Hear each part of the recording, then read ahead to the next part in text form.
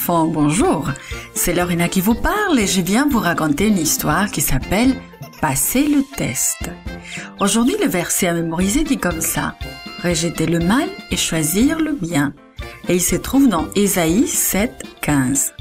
Aujourd'hui, nous nous rappelons que nous adorons Dieu lorsque nous choisissons de bonnes choses. Quel est ton aliment favori ou ta chanson favorite? Représente-t-il le meilleur choix pour toi? Tu sais, Daniel et ses amis ont fait un bon choix. Daniel et 3 de ses amis s'arrêtèrent et regardèrent fixement l'immense et magnifique palais. Ils étaient très fatigués et très tristes. Étrangers dans un pays étrange, ils étaient les prisonniers du roi de Babylone. Une fois à l'intérieur du palais, des serviteurs les escortèrent jusqu'au baignoire. Après avoir pris un bain, un serviteur leur remit des beaux vêtements, tout neufs, et leur firent découvrir leur nouvelle chambre. « Le repas sera bientôt servi, » dit le serviteur. Daniel et ses amis s'agenouillèrent près de leur nouveau lit. Ils prièrent Dieu de les aider à être forts et à choisir de bonnes choses dans cet étrange pays où les gens ne l'adoraient pas. Bientôt, le serviteur leur annonça qu'il était l'heure de se mettre à table. Daniel et ses amis le suivirent jusqu'à la salle à manger. Des plats exquis garnissaient les tables. C'étaient des aliments qui provenaient directement de la table du roi et qui avaient été offerts aux idoles.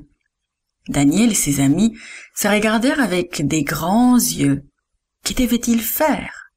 Ils savaient que Dieu ne permettait pas de manger ces aliments. Daniel se rendit vers le chef des officiers en charge de tous les prisonniers. « Pouvons-nous, mes amis et moi, manger les aliments que Dieu nous a dit de manger ?» demanda Daniel avec politesse. L'intendant avait peur de l'idée de Daniel. « Le roi a ordonné que vous mangiez sa nourriture et buvez son vin, » répondit-il. « Si vous pâlissez, si vous avez l'air malade, le roi me tuera en disant que je n'ai pas fait mon travail. » Daniel réfléchit au problème. Il parla à l'intendant choisi pour s'occuper de lui et de ses amis. « Dis-moi, accepterais-tu de nous tester pendant 10 jours? Donne-nous seulement une nourriture simple, des fruits et des légumes, des noix et des céréales. Et donne-nous de l'eau à la place du vin. Tu pourras voir comment nous nous portons après 10 jours. » L'intendant accepta de leur faire passer ce test. Pendant 10 jours, il leur donna la nourriture qu'ils avaient demandée et de l'eau pure. Lorsque les 10 jours furent écoulés, Daniel et ses amis avaient meilleure mine que les autres garçons qui avaient mangé la nourriture du roi et bu de son vin. L'intendant comprit que Daniel et ses compagnons avaient fait un bon choix. Il les laissa continuer à manger cette bonne nourriture. Dieu bénit Daniel et ses amis. Il les aida à apprendre toutes les choses qu'ils étudiaient à l'école du roi Nebuchadnezzar.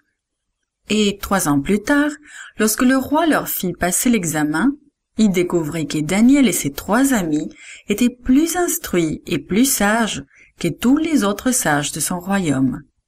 Daniel et ses amis avaient choisi de bonnes choses pour leur corps. Par leur choix, ils avaient adoré le Seigneur. Et toi, tu peux aussi faire de même.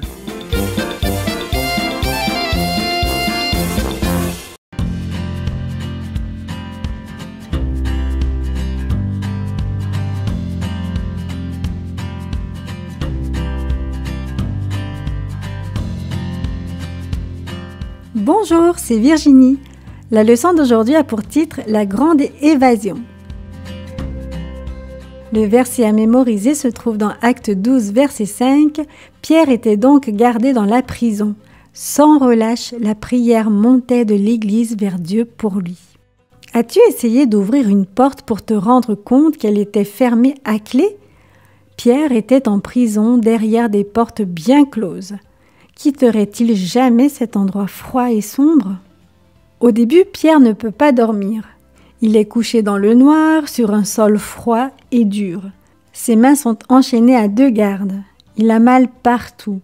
Son seul réconfort est de savoir que les autres croyants prient pour lui. 14 autres soldats sont de garde de l'autre côté de la porte. Comment pourrait-il s'échapper? Le stress de l'arrestation l'a beaucoup fatigué. Il finit par s'endormir. Pierre sent quelqu'un le toucher. Une lumière brillante remplit la cellule.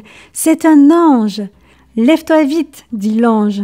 Pierre pense qu'il est en train de rêver jusqu'à ce que les chaînes tombent de ses poignets. « Mets tes vêtements et tes sandales, dit l'ange. Enveloppe-toi de ton manteau et suis-moi, ajoute l'ange. Pierre obéit, mais il lui semble rêver. L'ange le fait passer devant les 14 gardes. La porte de la prison s'ouvre devant eux. Ils s'engagent dans la rue, puis l'ange disparaît. Cette fois, Pierre sait qu'il ne rêve pas. « Je sais que le Seigneur a envoyé son ange pour me délivrer de la main d'Hérode, se dit-il. Pierre se dépêche d'aller chez la mère de Jean-Marc. Il sait que les croyants se sont réunis là pour prier. Il frappe à la porte d'entrée. Rhode, la servante, répond. « Qui est-ce » demande-t-elle à travers la porte close. « Rhode, Rhode » murmure Pierre. « C'est moi, Pierre !»« C'est Pierre, crie Rhode avec joie. « C'est Pierre devant la porte !» Elle est si excitée qu'elle part en courant avertir les autres, oubliant d'ouvrir la porte. Pierre attend, surpris qu'elle ne l'ait pas fait entrer. Il met son oreille contre la porte. Il entend « Rhode, tu ne sais pas ce que tu dis ?»« Non, c'est vrai !» crie Rhode. Pierre frappe de nouveau à la porte. « Pierre est en prison !» dit une autre voix. « Mais je l'ai entendu !» insiste Rhode. Pierre frappe de nouveau. « Il y a 4 unités de soldats pour le garder !» dit encore une autre voix. « Je connais sa voix !» dit Rhode. Pierre frappe plus fort. « C'est Pierre !» dit Rhode avec des larmes dans la voix. Pierre ne veut pas réveiller tout le voisinage, mais il frappe une nouvelle fois. « Quel est ce bruit ?» demande quelqu'un. Tous se regardent les uns les autres, puis regardent Rhode. « On dirait quelqu'un qui frappe à la porte » lance une personne. Il se rue vers la porte et l'ouvre toute grande. Il crie presque quand il voit Pierre. Il leur fait signe de ne pas faire de bruit. Leurs voix deviennent un murmure quand ils font entrer Pierre dans la maison. Tout le monde se met à parler à la fois, disant « Loué soit le Seigneur !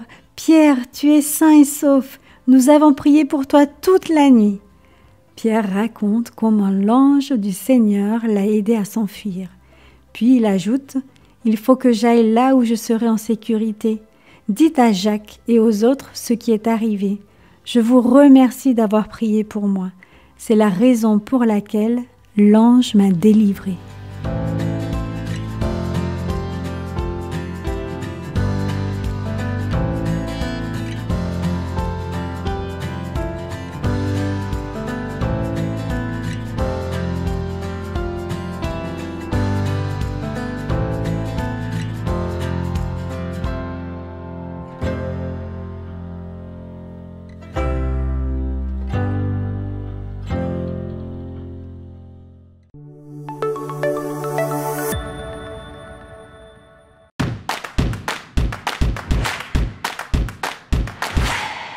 Salut les amis, si vous aimez nos vidéos, abonnez-vous et n'oubliez pas le petit